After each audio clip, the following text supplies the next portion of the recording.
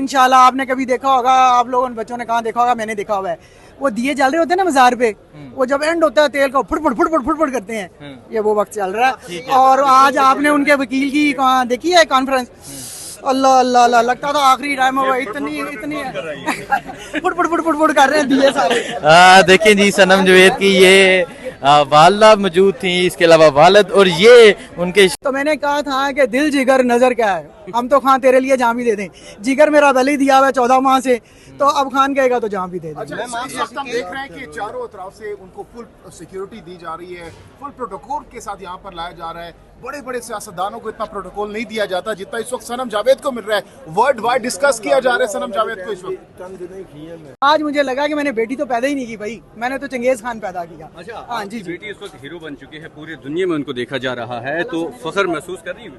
बहुत ज्यादा उस अल्लाह का शुक्र अदा कर रही हूँ जिसने बिन मांगे इतना